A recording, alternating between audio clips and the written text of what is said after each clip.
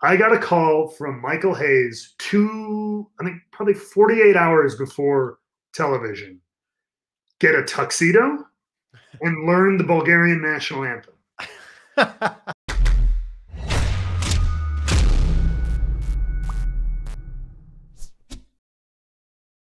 Just your friendly neighborhood CVV here, checking in to make sure that you've subscribed.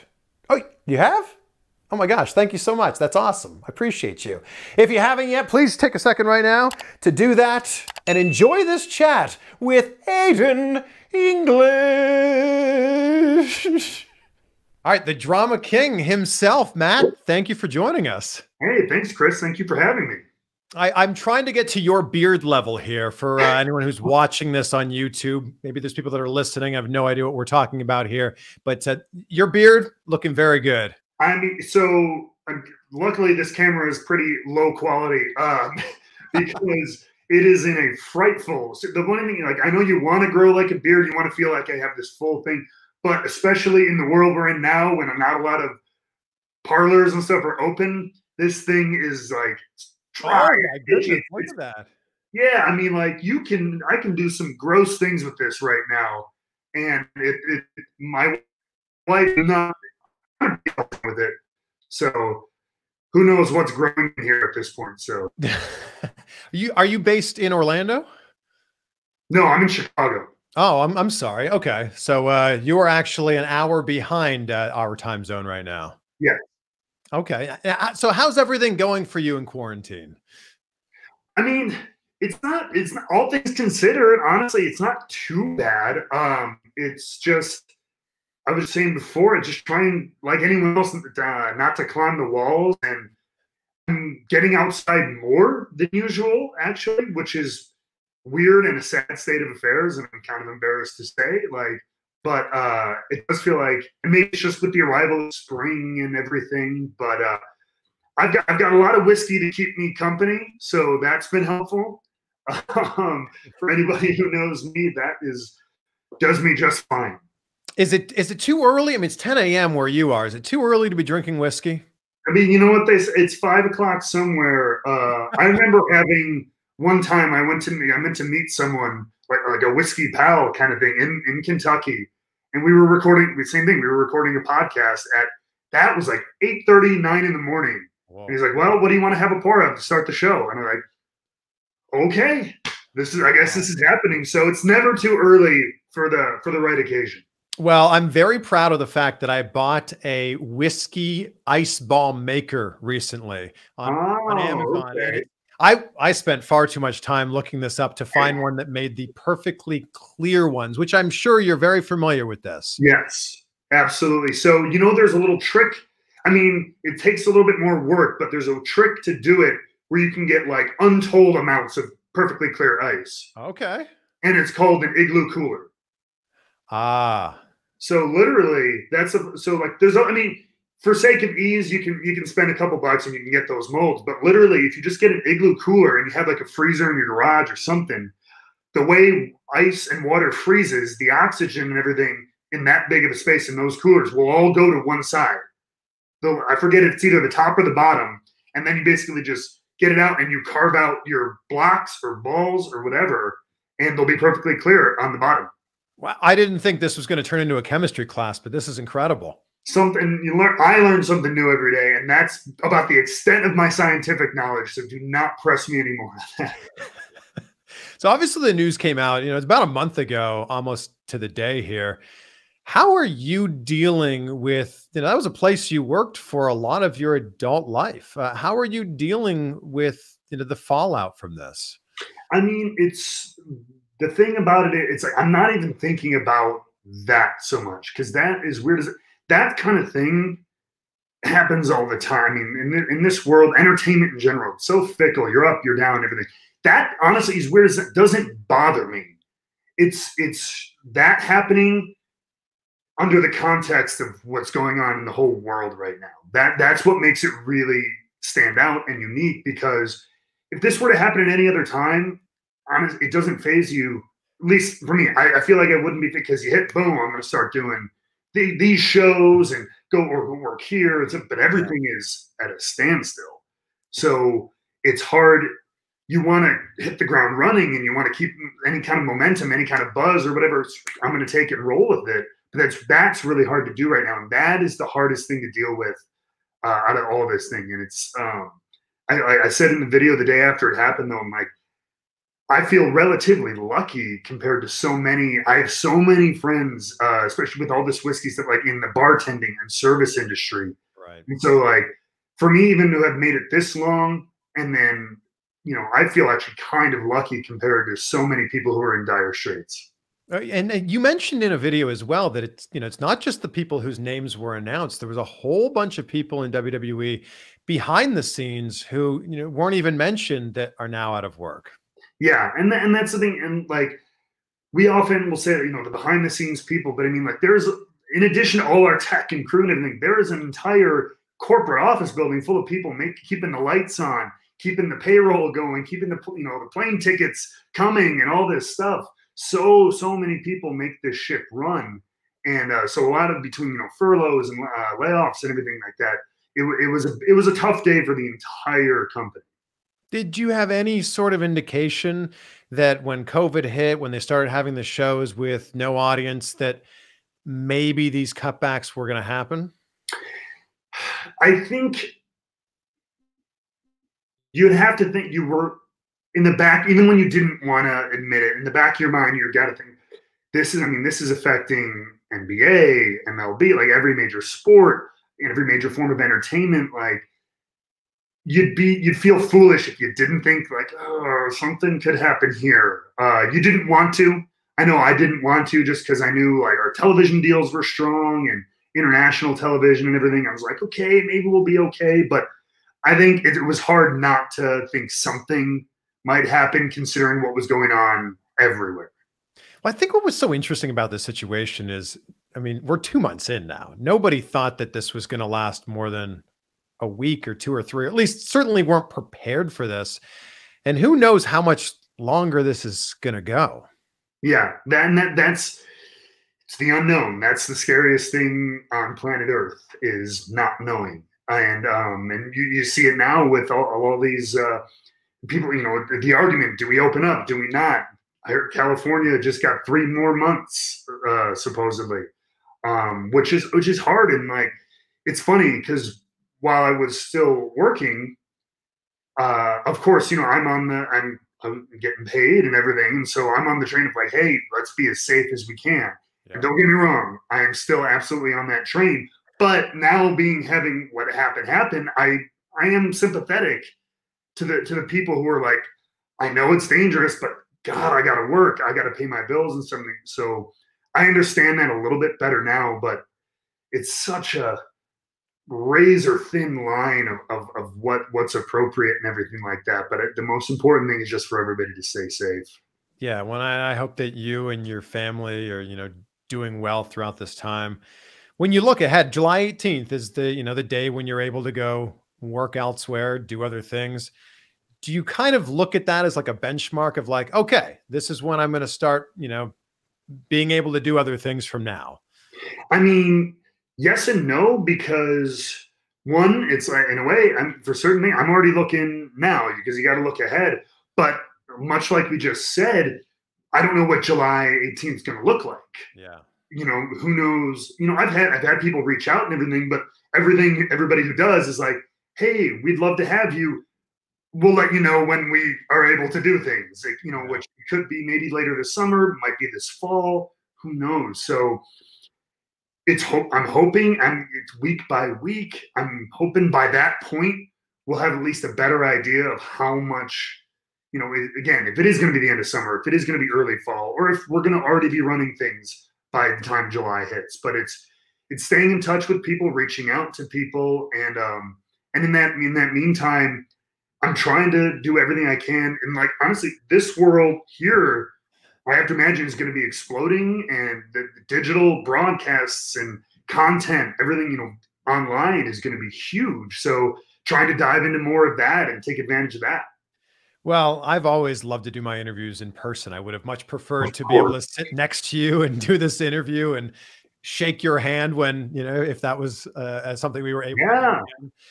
But we've all had to make adjustments to this. And what's been cool is watching you do wrestling with whiskey and really diving into that. Like, this is something I feel like you might be just as passionate about whiskey as you are about wrestling and about drama and performing. Yeah, and it really kind of sidled up on me when it first started kind of happening. And it all started, I've said this somewhere before, but like it started off as just, I remember being in Orlando and I was into like cocktails and stuff for a little bit, but then I was like, all right, you're getting older. I'm not doing shot in a beer anymore, kind of thing. My dad had always sipped on scotch and everything. I'm like, you're going to drink like an adult. You're going to appreciate something for what it is. You're not just going to slam something down like a college kid anymore. And so I kind of picked whiskey because my dad drinks whiskey. I didn't know all the different kinds and everything. And I just started sitting on my couch, having a Coke and a whiskey and chasing until I no longer needed the chaser, etc. It was like an exercise in like, I just wanted to make like, you're going to do this. You're going to do this so it doesn't, and not spit it out, because like, it's like a workout. You're just training. But then it opened up and I started tasting wild things. And then you don't realize how much there's like a whole subculture to like whiskey. Like the way we have, like, there's wrestling fans and, you know, they have their role-playing accounts, right? And forums and conventions and everything like that. There's kind of a similar thing in the whiskey, and especially like American whiskey and bourbon right now. Facebook groups are unreal. Reddit, you know, subreddits just dedicated to bourbon. People, you know, selling bottles illegally on different various forums and stuff like that. And people yelling at each other over what's good and what's not. And it's crazy, dude. It's a whole world. This is the thing I love about the internet is you can find the most obscure interest, not saying that whiskey's obscure, but you can find the most obscure niche thing, get online and realize, oh my God, there's a million other people that like the same thing.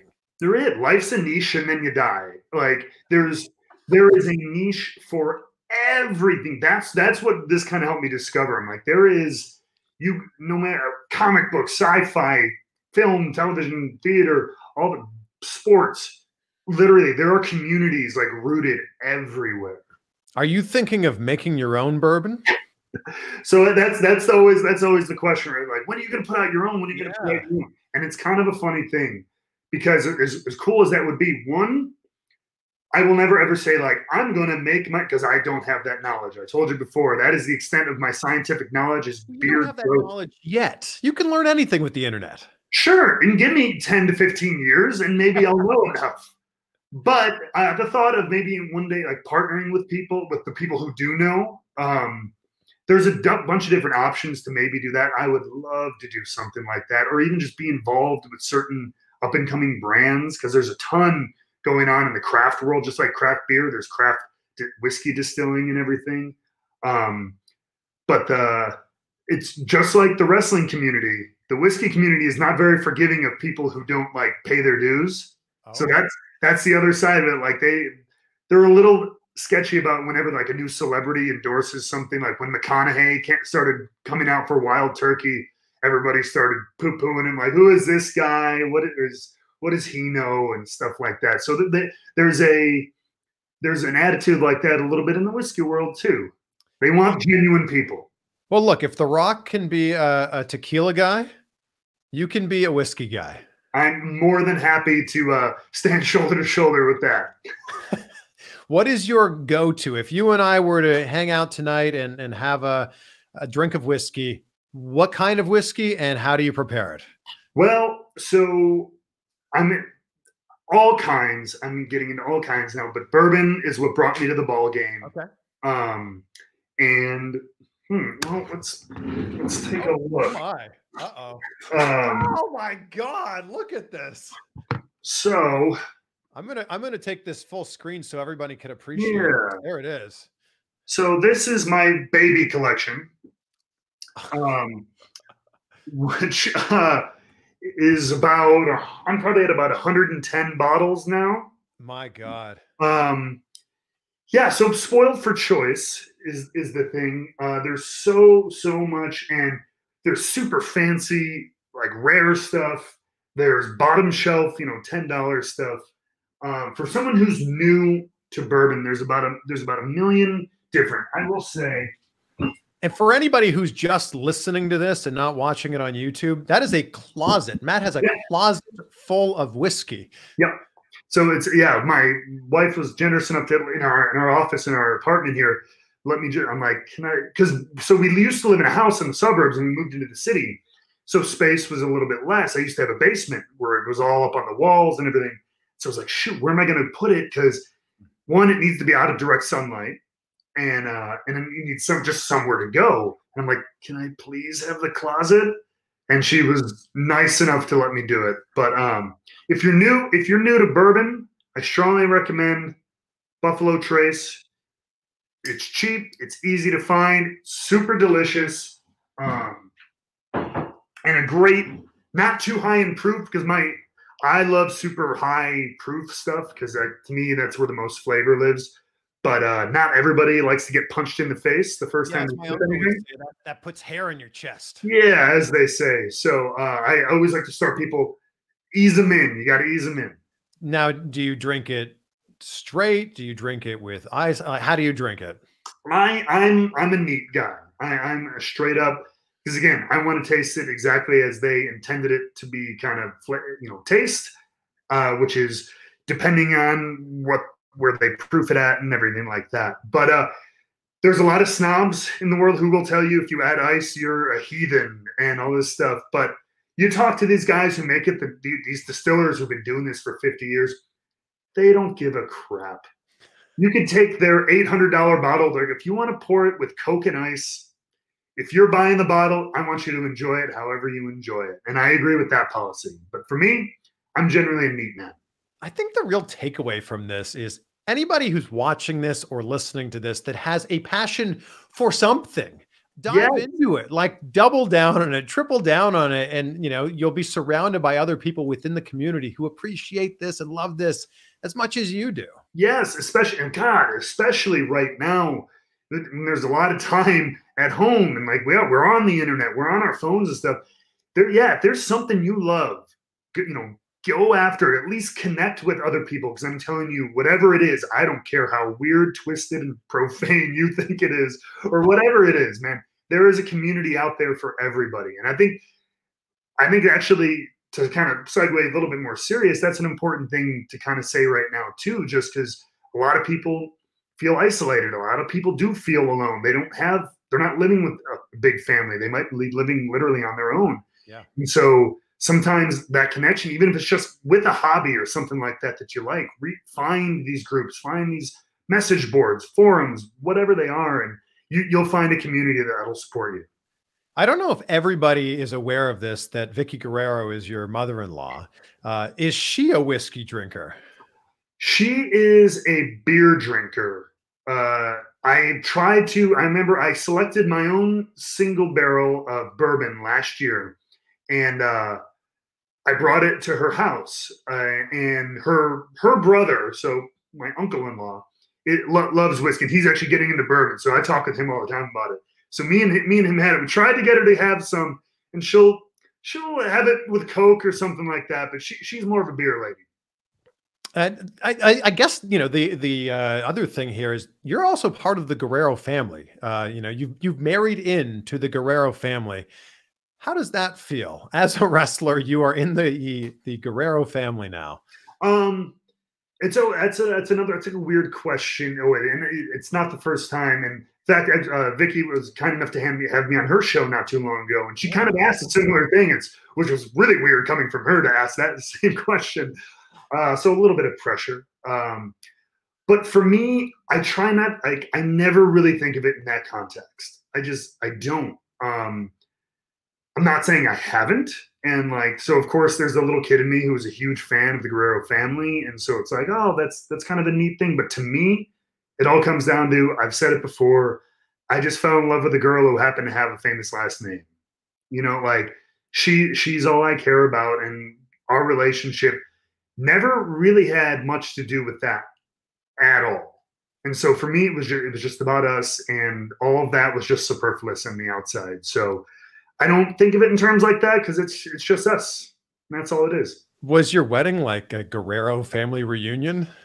No, our wedding was really small. God, it wasn't even a Rehwoldt family reunion. I mean, Okay. like it was small, intimate. It was in the Orlando area, and her mom came, her sister came, her best friend, and like my parents and brothers were there. We had a few friends, but that was pretty much it. So a lot of people were busy, and plus we were in Florida, and nobody else. We were the only ones in our respective families living in Florida. So a lot of older relatives, nobody wanted to fly and stuff like that, which honestly for us was fine. I'd much rather deal with 30 people than 300, so I'm good with that. So it was actually really nice, intimate, and lovely.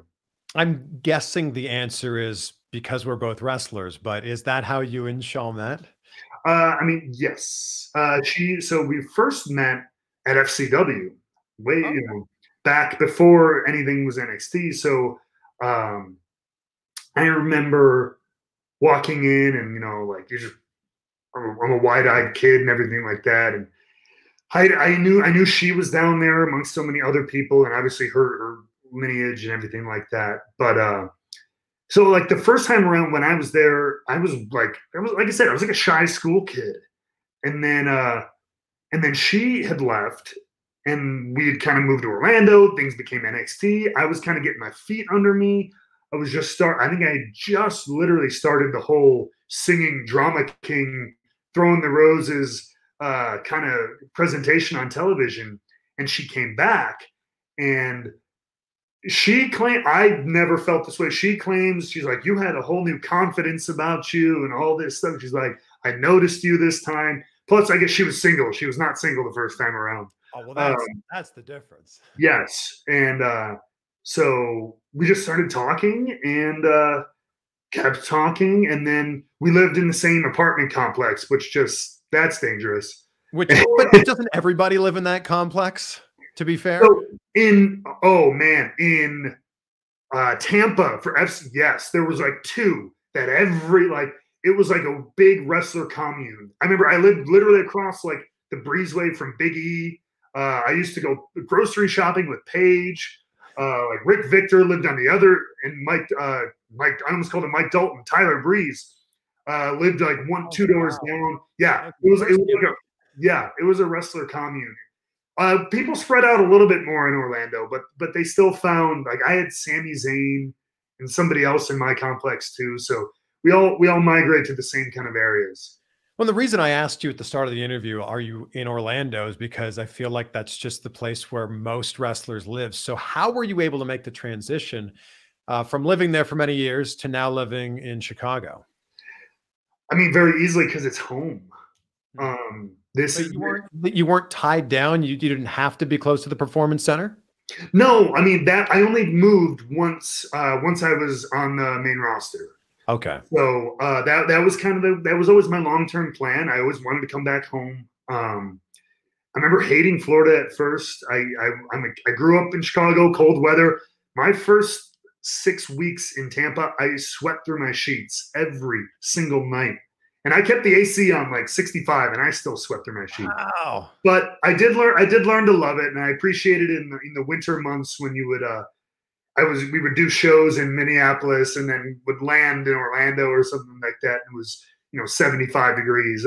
I learned to appreciate things like that. But no, the long-term play for me was always to go back to Chicago, and luckily, by the time that rolled around, Shaul she was down for it. She just demanded that we get proper boots and a coat and prepare her. But bless her heart, the first time she ever visited my family she came right after Christmas time, and like she didn't know, so she had like a tiny coat, and like she wore this like very like sheer dress to like go to dinner, and like all this stuff, and she had no idea what to expect, and it was freezing. So she got a rude awakening, and still somehow managed to agree to come back here. So I'm very, very lucky. You know, I find it hard to believe that you say you were like a shy kid when you went to FCW because, you know, you're a drama kid. And Mhm. I was in drama in high school. I know what the drama kids were like. They're usually like the, hey, everyone, I'm here. Ta-da. And it seems strange for me to hear that you were shy. So I've always found they're either one of two ways. They're that there's the it's kind of like people and athletes. Like there's the type A's. There's Yeah. the people who they're look at me and they're very generally very extroverted. But a lot of performers and like I see this a lot in like the comedy world and stuff too. They're really introverted, and the performing is their one way to kind of let it all out because most of their life and everything they're very inward, they're quiet, they're introspective, um, shy, and insecure. That's the crazy thing. A lot of these people who go up and literally bare their souls sometimes on stage and everything are some of the most insecure people. I Hmm. mean, the argument can be made, why else do we go out in front of audiences of strangers and beg for their cheers and their claps and their chants and everything like that? Because there's some little insecure kid inside us all along. So is drama your first love? Almost. I would say, but right before that was writing. Okay. Right. I grew up again. That was the shy kid. I was way too shy to perform anything, especially like it was like middle school and stuff. There was no way I was getting up in front of anybody. Hmm. Um, but I would write like poems and songs and short stories, and I loved doing that stuff. And then it took till almost the end of high school, and then I started playing music with my friends, and it took till like the end of high school till somebody said, "Why don't you try out for like a play or do something? I think you'd be good at it." So I gave it a shot, and then I really, really fell in love with it. And what was the first play that you were in? First play I was ever in was a play called Translations by Brian Friel. It was in my high school. First thing I'd ever tried out for in my life, and I got the leading role. Not to brag, which required again as like a 17-year-old kid with no acting experience required me to do a British dialogue and an Irish brogue interchangeably because the Wow. whole thing was like this British officer who was going to like the ancient Irish people, and so the Irish brogue was supposed to represent speaking like Gaelic, but we didn't actually speak Gaelic. But I decided to like talk to this person in an Irish brogue a little bit like this, and then well, over here, this is what they said, they were trying to tell you this. Oh, well, the officer trying to tell you, I literally on stage, first Wow. show I'd ever done in my life. And Uh, did you sing in this too? no, this was. If I had to sing in two different accents, I would have been done. Um, no, that was a straight play. Wow. So when did you discover that you actually could sing? Because you sing very theatrically. You know, when did you realize that you could do that? Well, the secret is I can't. Um, Come on. I tell that to everybody. I'm like, I faked it. I'm not that good. Um, I just on it. So like I playing music, I learned to carry a tune. I didn't sing in choir. I didn't take vocal lessons. I never did musical theater really. I think on my Wikipedia it says I did. I didn't. I did mostly straight theater. But I thought musical theater was easier. I remember this when I was at FCW thinking of a character. I'd done all this acting, but just straight like theater, like Edward Albee, like people don't get that. Like that's hard. That takes a lot of explanation to an audience. Like, hey, I'm a guy who does like okay, like Shakespeare maybe you get, or Glengarry Glen Ross. You have to really tell them. But if you go, hello, they go, oh, that guy's a opera singing douche. Get that. So I was like, all right, I'm gonna have to take my ability to quote unquote carry a tune and just turn it up, a notch or two. And so I forced the vibrato, and eventually it just kind of became second nature and just ran with it. What I find so interesting about your career path is you could have taken a completely different direction. You could have gone in a completely different direction and been a stage actor, been a commercial actor, been a film actor. How did wrestling get worked into this? Because I get, wrestling's obviously performing, but it's a very different kind of performing than what you were doing in high school and college. Yeah. I mean, there's no other way to say, I mean, I guess getting back to your earlier question, wrestling was my first love, really. Before I even gotten into like music and stuff like that, I was trying to watch. I loved watching wrestling. I wasn't into it as like a little like 5-year-old kid. I didn't sit on my dad's knee watching it, but as I was growing up, right at the height of the Attitude Era, I remember all my friends would talk about it at school. But I didn't have cable TV, so I couldn't watch Monday Night Raw on the USA Network. So I was like, "What the hell? What is this Stone Cold Steve? Who's drinking beers and punching people? Like, what is this? Sounds like the coolest crap on earth." And so like I would try to go to friends' houses and watch it. I remember when Shotgun Saturday Night was on. That was on like local stations, so I could see what was happening and watch like Al Snow versus Taka Michinoku or something like that. And that was like so much for me, and I loved it. And then I remember SmackDown came on UPN, and then finally we did get cable television, and I never missed an episode of Monday Night Raw for like 7 or 8 years. It was just that was my first love. That is what I always wanted to do. And I was going to find a way to do it. In fact, I think one of the reasons I pursued acting, I really loved it when I started doing it, but I was like, hey, if I want to wrestle, this will help. Because if I can perform and be in front of an audience and just know a character, I'm like, I know that's going to help. And then I did gymnastics in high school for this almost the same reason. Like I had a trampoline as a kid and I like to flip around, but I was like, hey, if I could learn how to do this well, I could do this off the ropes, or I could be an acrobatic wrestler or something like that. That's the only reason, a 6'2", 110-pound kid joins gymnastics. I didn't do wrestling. Even then I knew, I'm like, amateur wrestling, like I'm not going to do that. Plus I would have been flattened.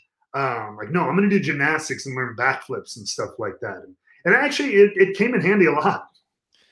So you started working on the indies and you got signed to WWE like very quickly. How did that happen? That's an excellent question that I wish I had the full answer to. Yeah, because when I was like within a year. Yeah, less, because when I was finishing up with college, because that was my parent. I wanted to go to wrestling school right out of high school. My parents' thing was get a degree. I don't care what in. They're like, get a piece of paper that says 4 years I went to school. So somebody, if this doesn't work out, we believe in you and we love you. But if this doesn't work out, you at least have a degree in something. So, but at the end of it, I'm looking up schools, and there were a couple in Chicago, but at the time, nothing very reputable.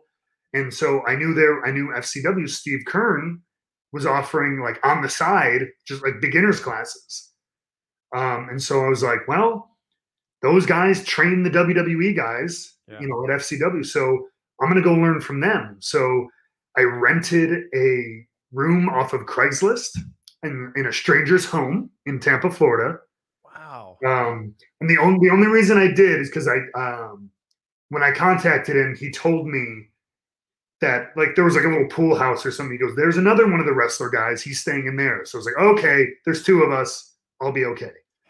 But I literally, I packed I packed a duffel bag and went down there for the 3-month class. With Norman Smiley primarily, who was incredible. Had a great rapport with him.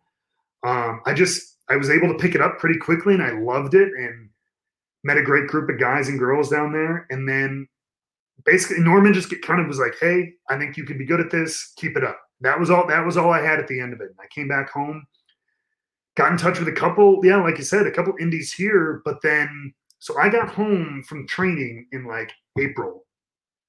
I got contacted from WWE in October. And I'll never forget it because it was on my birthday. And I was like, that's a coincidence. And it was, at the time, it was this guy named Ty Bailey, who everybody hated. But he was running like talent relations. And it was just this obscure, out of the blue email that said like, hi, Matt, how are you? That was it. Oh. I'm like, but from WWE talent. I was like, what do you mean how am I?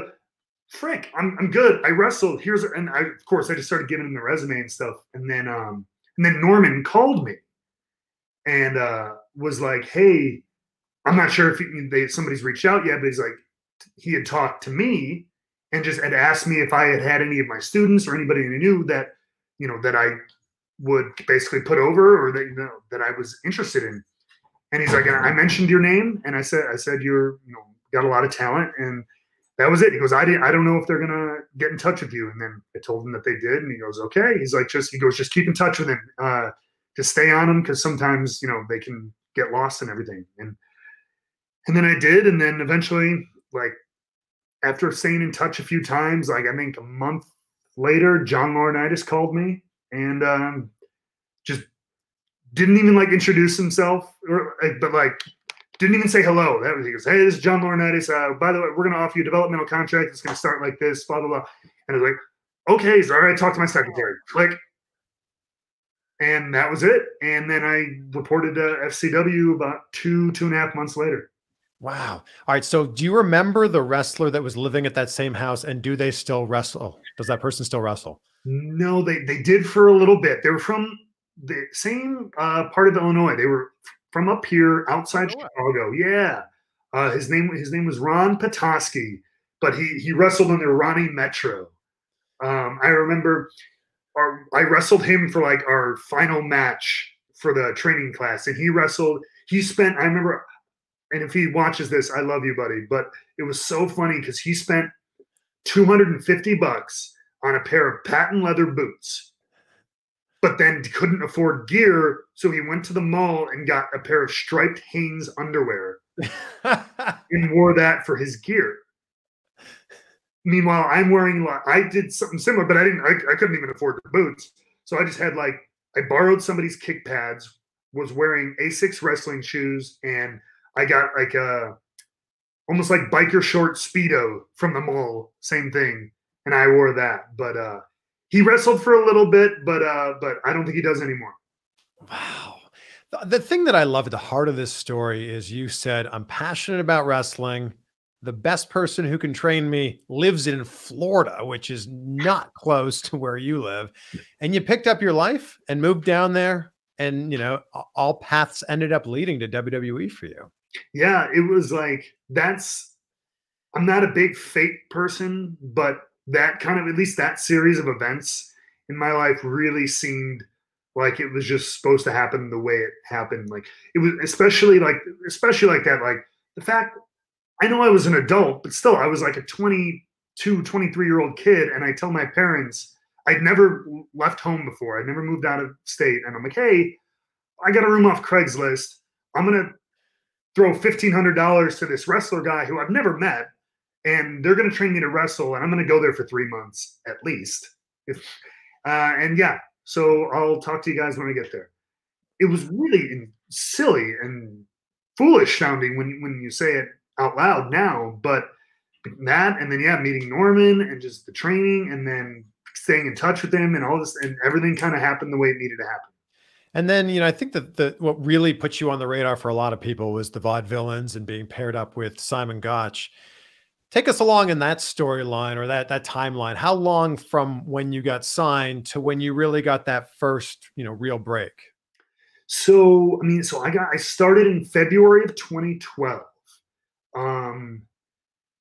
And the first, even before the Vaudevillains, I guess it was that Drama King. I got a little run. I was doing those matches with Big Cass and stuff like that on NXT first.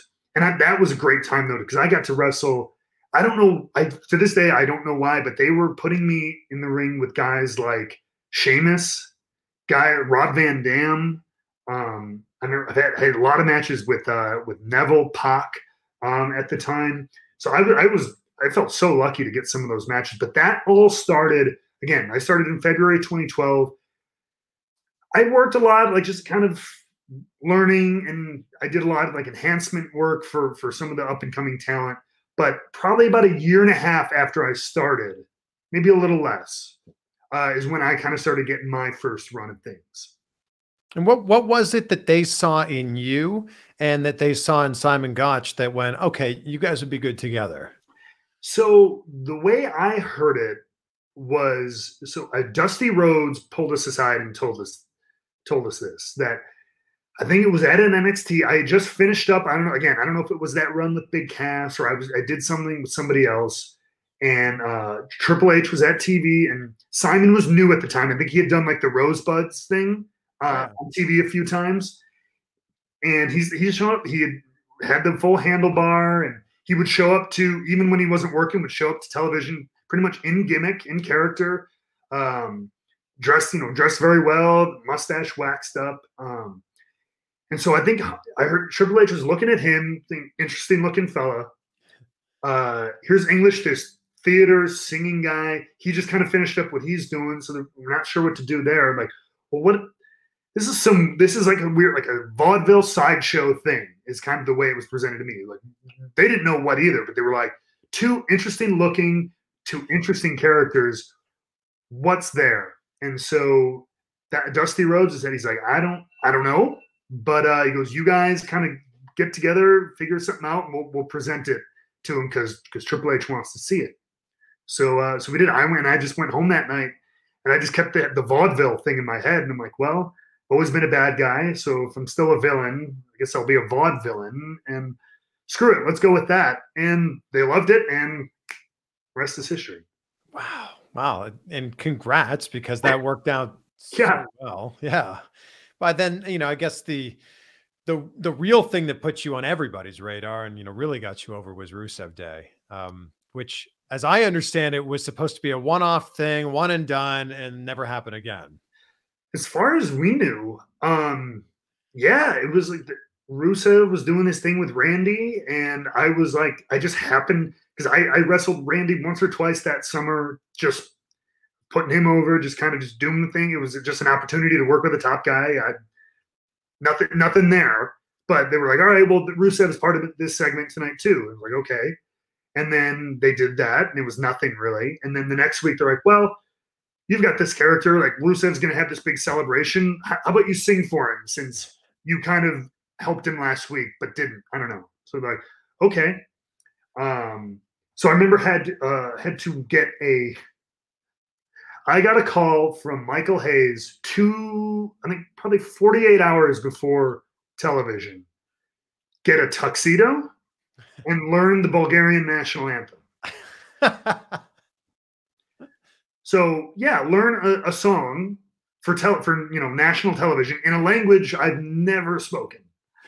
And get it's now Sunday morning at 9, find a tuck shop that'll give you something to pick up in time for Tuesday morning or something like that. Wow. But by God, I was on YouTube looking up the thing, listening to it for 12 hours straight, and found a Men's Warehouse I think it was in like Phoenix or something like that somehow was able to I got measured up, they sent it out there, and I picked it up in Phoenix and all this stuff. It was a very whirlwind segment that all came together. What was harder, getting the tux or learning the words to the Bulgarian national anthem? Getting the tux. Yeah, that's what I would think. Yeah, like because you figure out whatever. I figured out the song. That was hard, but it was, like I said, it was like a Sunday morning, so like nothing was open, or at least wasn't open till like 2 p.m. And then to go to them and be like, hey, I need to get measured, and this needs to be ready for me to pick up, like, to go on like Monday night, and it's Sunday afternoon, and in another state if possible. Like, so there was a high threshold of things that needed to be done, but somehow I found a great lady at this Men's Warehouse near me, and she's like, all right, here's the thing, I'll send it to them, you can pick it up there, just drop it off before you fly home and stuff. And somehow, some way it worked. And the segment worked too, because this ended up rolling on and being wildly successful and putting both of you guys over. Yeah, man, it was such a weird, random, but organic thing.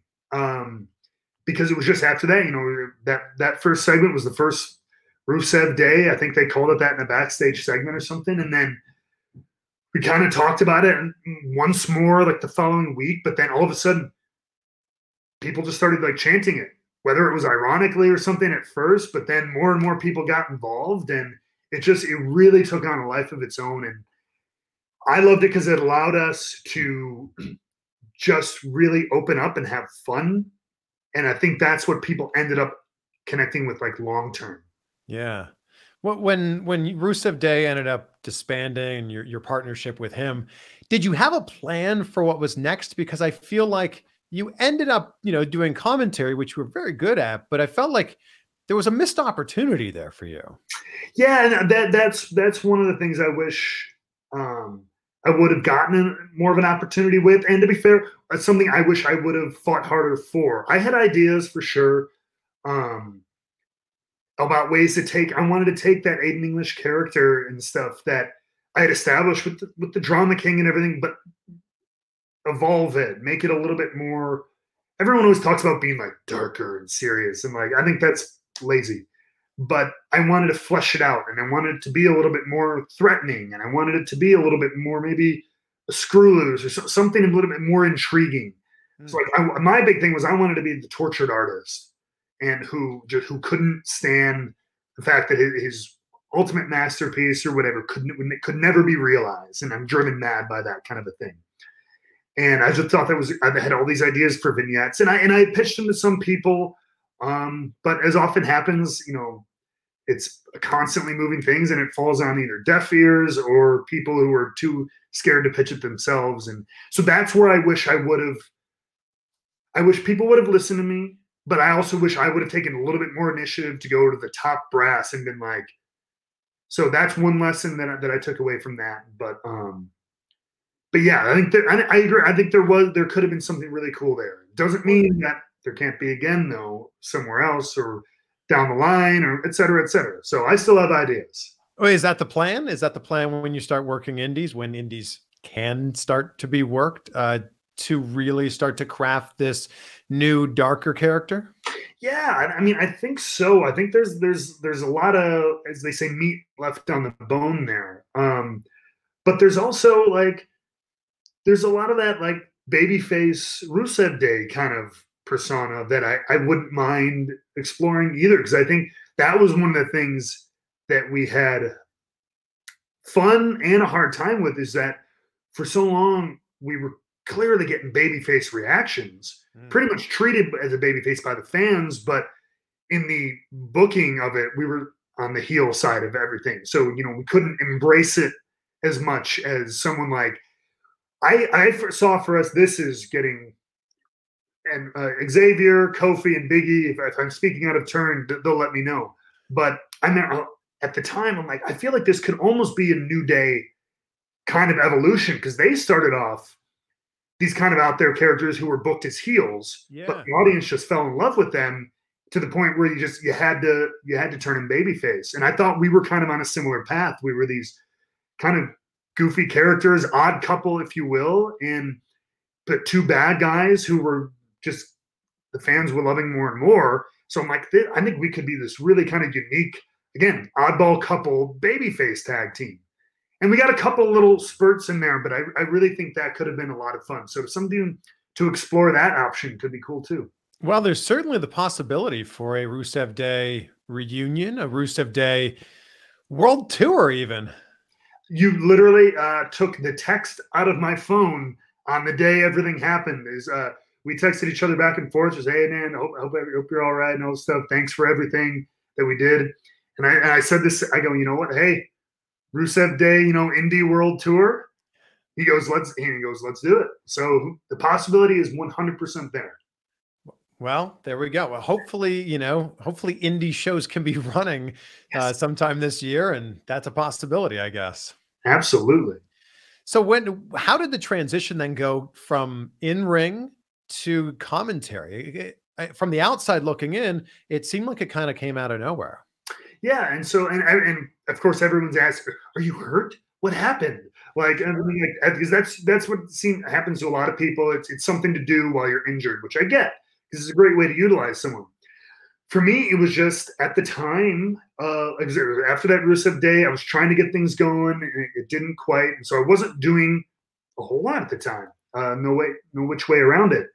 And I remember Tom Phillips had come to me and was just like, hey, do you want to try commentary? And he was just talking about coming to like the PC and recording and just kind of getting in the booth. And he's like, I think you'd be good at it. And I go, sure, why not? Again, I didn't have much going on at the time. So I'm like, it's worth a shot. So I remember we had a loop in Florida. And so at the end of it, I went to Orlando. I got in the booth with him. I think we did like maybe an hour, 90 minutes, called a few matches, you know. It was fun, and I was just doing super basic color, and I thought it went okay. And Tom said it, he's like, it was good. And so I thought that was it. I'm like, hey, in a few months, we'll try this again, maybe. That's cool.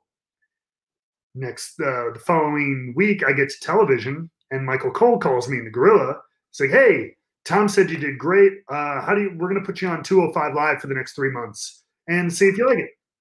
I go, okay. He's like, yeah, you can still wrestle on SmackDown and live events or whatever it is. But yeah, just after SmackDown, you'll come and do 205 Live with us. Does that sound good? And I was like, sure. Why? I mean, why not? TV time is TV time. Yeah. So yeah, the following week I started, which was like the week right before Royal Rumble. And so like my first week on commentary, I'm doing like the Royal Rumble kickoff show, which had the Cruiserweight title on it and everything. And it would have stayed on it every week thereafter. And then at that time, I was starting to really, really like it. I liked it a lot more than I thought I would. I'll tell you that much. I recently interviewed Alex Riley, who was in a kind of a similar situation. They said, hey, do you want to try some commentary? And he was like, sure. But he saw it kind of like as I don't want to put words in his mouth, but he saw it as like it was taking him away from the ring. And he was like, I like this, but I'm in my prime right now. I feel great. The more time I spend here in commentary means the less time I spend out there in the ring. Did you feel that same way at all? So it's funny that you say that, because I think Tom will remind me of this, but 2 years before that, I remember I might even have been in NXT still, maybe just about to come to the main roster. And he had approached me when he was doing like NXT televisions, kind of in a similar way, like, hey, do you want to jump in the booth with me? And at the time, I think I had a similar reaction, like, you're not getting me out of the ring. Right. You know what I mean? Like, if people see me doing this, they're going to think I'd only do that. And like, I was still very much in that, like, I was trying to navigate the shark-filled waters thing. I had my back guard up, and I was like, no, I'm here to train. I'm here to wrestle and all this stuff. And so I kind of shut it down. And I kind of regret doing that. And so then when he came to me again, I was much more open. And then maybe it's being up on that main roster and seeing the ups and downs and the crazy politics of it all, and the whirlwind that is that roster and everything like that. It was just like, hey, like I said, I kind of came down from the Rusev Day thing. I'm like, look, this is an opportunity to be on television, to contribute something every single week. That was a huge thing to me, especially at the beginning, because I think you've probably heard it from a lot of wrestlers. There's sometimes when you don't have something going on, it's the quote unquote, it's sitting and catering, right? You're trying to get things going, and whether the roster's too full at the time or people aren't hearing your ideas, so you're just showing up and you're not working it. That's a really hard feeling for a performer. And I know a lot of guys like that who felt that. It sucks. And so that was one of the things that, at least at the beginning, the commentary was like, well, look, you know what? Every day I'm going to have something to sink my teeth in. I'm going to have a story to tell. I'm going to have talent to put over, stats to give, jokes to tell, whatever it was, you know what I mean? Like trying to do something to tell a story. And that's funny, because that comes all the way back to what my first love as a young kid was writing stories, poetry, trying to tell a story with words. As much as I love wrestling, and I will do it as long as I can, my superpower is words. Written, spoken. Give me a microphone for days. Like that is my thing. And so I really saw it as an opportunity to do that. It was a live mic for 42 minutes every single week on the WWE network. And that was the thing. A lot of fans, especially at first, would, are you getting punished? Are you getting this? And I would tweet back, and I bit back a little bit because I'm like, you know what? I wasn't doing anything on SmackDown, Yeah. a month ago. But again, I'm like, I got a live mic every week on the WWE Network, and so to me that meant a lot. And so I really fell in love with the craft of it. And I think that it showed that you're criminally underrated when you have a mic in front of your face, whether it's on a headset or it's in your hand, whether you're cutting a promo or you're doing commentary. And I look forward to seeing more of that from you, whether it's in wrestling or, I know you have this background in acting. Maybe you'll start to do some more acting in these next few months and years.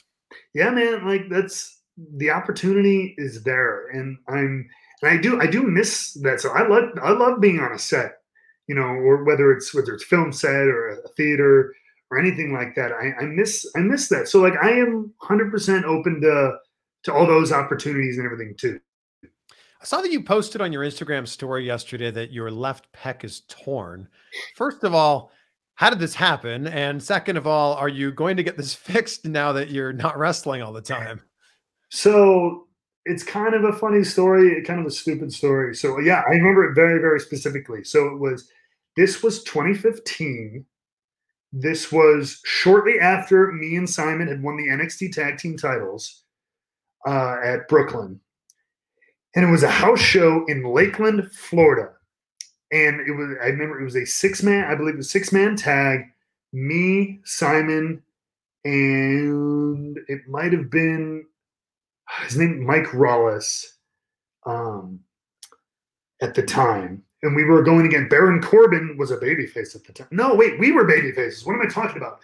We were the good guy Vaudevillains. You remembered this specifically. Yeah. So I thought, wrestler brain. Trust me. You know what I mean? I'm lucky I remember this much. But no, so it was like a 6-man tag. And I remember Baron Corbin's Deep Six, which I think I'd taken before. It's fine. And dude, that move is super easy. But on this night, just as I went up, wrapped my arm around his head to spin around, it jacked my arm back. And I felt that classic, they say like a hot line go right down your arm. It just felt like fire. And I go, oh crap. I thought it was my bicep. And I just hugged him. I'm like, son of a bee. Luckily we were going home.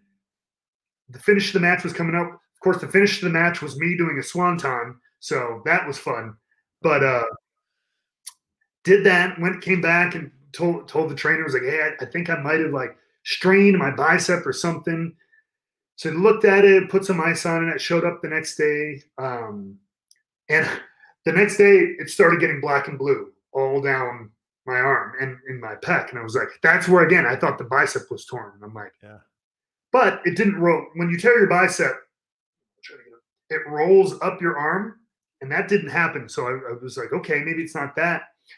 And my pec was really swollen at the time. And so they were like, all right, they gave me some things for the pain and we put some ice on it. And they're like, we're just going to keep an eye on it, take you off shows for a little bit. So as I was kind of like rehabbing, I kind of started getting range of motion back. And I'm like, okay, this is weird. It feels weird, but like I can do this again. And I'm like, all right, well, and of course I'm a young, stupid wrestler. So I'm like, well, if I can go in the ring and I can show them that I can roll and I can bump and all this stuff, then I'm going to do it. And I'm going to avoid being put out for 4 to 6 months. Yeah. And so I did, and I got my range of motion back and I didn't have pain. But just as everything healed up, I start to flex and like, this big divot right here. And I'm like, yeah, that's a tear of some kind. And, but I stayed healthy enough and I kept working, and same thing. I didn't want to stop it. And, here we are some 5 years later and I've found ways to work around it and stay in shape. Thankfully, I can't bench press what I used to. I'll tell you that. Are you in pain because of it? No, there's literally no pain. Right. It's super weak. I can do push-ups, but like if I go too long, the one side just gives out. Is this something you need to get fixed? Need? No. I mean, I can live a functional life without it. I just can't do a lot of push-ups. Would I like to? Sure. One of the things, I probably should have gotten it fixed before I left WWE. So, because now I'm in the same boat. I'm like, well, I don't want to pay for that. You don't think they'd still cover it? I don't know. I mean, it's 5 years later. Yeah, but it happened on their watch. Maybe I'll ask. I think it's worth asking. I mean, what do I know? I don't know. I don't know. I mean, well, what do I know? I'm the idiot who's been wrestling around on a torn pec for the last 5 years. So it'd be nice to have two functioning pectoral muscles. Yes, that is true. The symmetry is much better. Yeah, especially for an occupation where you remove your shirt all the time. Yeah. But hey, this gives me an interesting gimmick, maybe. I don't know. Oh, this could, it all comes back around to this new gimmick that you're working on. Oh yeah, it's torn from absolute like rage and despair or whatever. I literally ripped it off my own. This is it. Yes, it's like ripping the heart out of my heart. Right on the left side. Yeah. Yeah. Print like a piece of your heart was ripped out. Wow.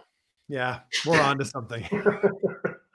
I love that through all of this, you just have this amazing positive attitude. And I feel like there's this real excitement for what's next for you. I mean, yeah, you got to be, because I never want it to seem like, I don't know how to put it, but like I'm blind to the hardship and everything like that. Like you don't want to come off as like foolish or like short-sighted, because there's a lot of bad things, and like it's very uncertain right now. But at the end of the day, if I give into that, that kind of despair, it only cuts my legs out from underneath me. And I think that's true for anybody. It stops you shorter than where you ever wanted to be. So I mean, to be as positive as you can, be confident in what you can do and what you offer and what you bring to the table, and things will work out. And that's the way I feel. And a glass of whiskey doesn't hurt either. Or two. Or three. Why not? Hey, the FDA recommendation is two. 2 per day is perfectly safe. Well, for everybody who hasn't followed you yet on social media, you've changed your username. So can you let everyone know where they can find you now? Yeah, absolutely. So my primary accounts are now under Drama King Matt. That is on both Twitter and Instagram. But as well, of course, you can please follow Wrestling with Whiskey on Instagram. There's wrestlingwithwhiskey.com, Wrestling with Whiskey on YouTube. And it's on Twitter as well, but it's Wrestle Whiskey, because for some reason I couldn't do the full thing. So the name was Wrestling. Yeah. So it's Wrestle Whiskey, but it's still there. So search that on most of your social medias too, and it's there as well as any merchandise, prowrestlingtees.com/Wrestling with Whiskey. Are you surprised that Drama King Matt wasn't taken by like some 14-year-old drama student? Yes, thank God. I couldn't believe it when I was working that out. I'm like, oh, please. Yeah, please don't be taken. And thank God it wasn't. Wow. This has been a great hour. Thank you so much. This has been so fun hanging out with you. Thank you very much. I appreciate you having me on. This has been great. No, and I'm so excited for what's next for you. And you and everyone else who was released, July 18th is the date that we're kind of looking ahead to see, what's next for you. And I'm so excited to see what's going to happen for the rest of the year and what's going to happen just in your career in general. Thanks, man. No, I appreciate it. I'm excited about all the possibilities. Well, there we go. What a great conversation with Aiden English, aka Drama King Matt, aka Wrestling with Whiskey, aka a criminally underrated performer. And man, I am so excited to see what the future has in store for him. I got to tell you, next week is my birthday. Yeah, May 19th is my birthday. Don't tell Kane about that date. The original plan was to do one of those videos where you guys send packages to my P.O. box and I open them up and show all the kinds of weird stuff that you would send me for my birthday. I love the idea, but due to the current state of the world and the fact that there's a virus that we don't have a vaccine for, I kind of figured that receiving random packages in the mail from strangers, probably not the best idea for this year. So let's plan for that on May 19th, 2021. What you can do for my birthday will not cost you any money, because as you know, I don't have a Patreon. I'm not asking for you to give me money on PayPal. All I'm asking for is that you join us.